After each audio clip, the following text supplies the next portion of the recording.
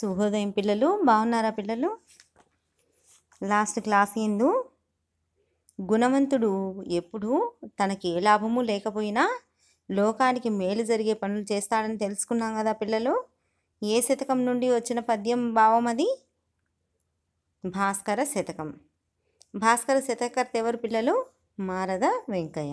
ఇప్పుడు మనం చెప్పుకోబోయే పద్యం కూడా మారద వెంకయ్య గారు రచించినటువంటి భాస్కర శతకం నుండి తీసుకోబడిన పద్యం అన్నమాట. చూద్దామా పిల్లలు పద్యం?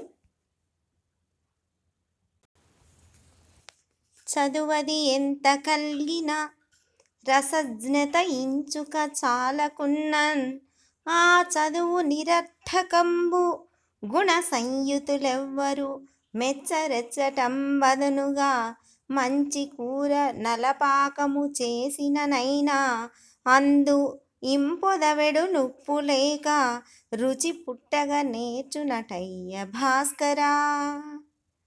మళ్ళీ ఒకసారి పద్యం చూడండి పిల్లలు.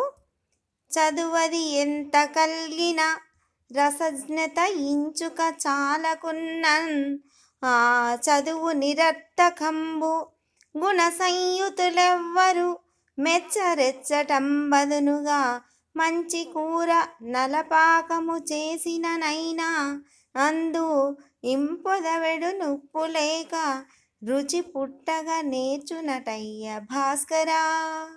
ఇక్కడ చూడండి పిల్లలు, ఫస్ట్ పాదం చూడండి పద్యంలో. మొదటి పాదము చదువు అది ఎంత కలిగినా, చదువు అన్నది ఎంత చదువుకున్నప్పటికీ చూడండి, రసజ్ఞత ఇంచుక చాలకున్నన్ ప్లస్ ఆ చదువు, ఇక్కడ చాలకున్నన్ ప్లస్ ఉన్నన్ ఆ చదువు.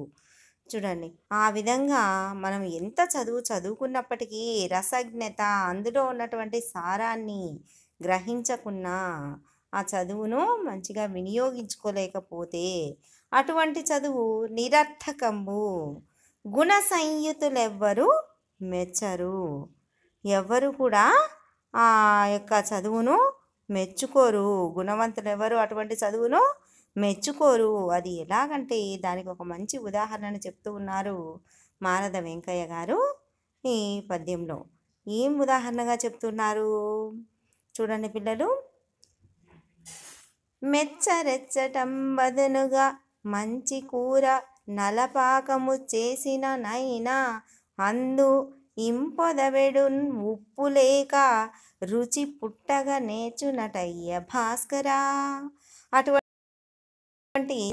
చదువును ఏ పండితులు మెచ్చుకోరు. అది ఎలాగూ అంటే చూడండి, నలభీమ పాకం, ఏదైనా కూడా వంట బాగా చేస్తే నలభీమ పాకము అని అంటారనమాట. నలమహారాజు చేసినటువంటి వంట అంత గొప్పగా ఉంటుంది. అటువంటి వంటలో అయినా సరే ఉప్పు లేకపోతే ఏమాత్రము రుచించదు. చూడండి, అంత మంచిగా వాసన వస్తూ ఉన్నటువంటి ఆ కూరలు కూడా స్మెల్ ఎంత బాగున్నా, చూడ్డానికి ఎంత బాగున్నా, అందులో ఆ కొంచెం రవంత ఉప్పు పడకపోతే అది ఏ విధంగా నిరర్థకమైపోతుందో, ఏ విధంగా తినడానికి పనికి రాకుండా పోతుందో, ఆ విధంగా సారం గ్రహించినటువంటి చదువు అన్నది ఉపయోగం లేనటువంటిది. అందువల్ల ఏ గుర్తింపు రాదు అని భాస్కర శతకంలో మారద వెంకయ్య గారు చెప్తూ ఉన్నారు పిల్లలు. చూడండి భావం చూడండి పిల్లలు.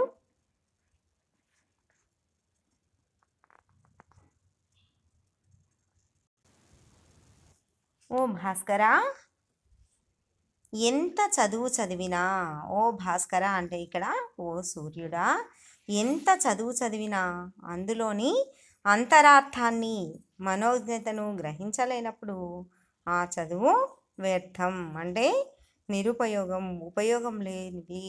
అది ఎలాగూ అంటే దాన్ని గుణవంతులు ఎవరు మెచ్చుకోరు.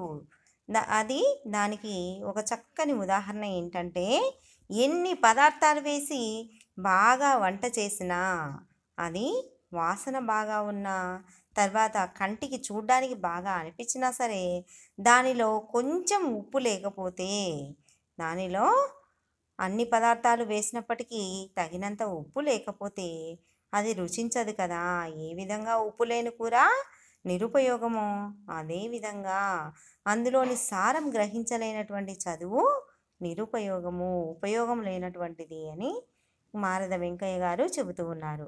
పిల్లలు పద్యాన్ని భావాన్ని బాగా నేర్చుకున్న తర్వాతే అక్షర దోషాలు లేకుండా వాట్సాప్ గ్రూప్లో సెండ్ చేసి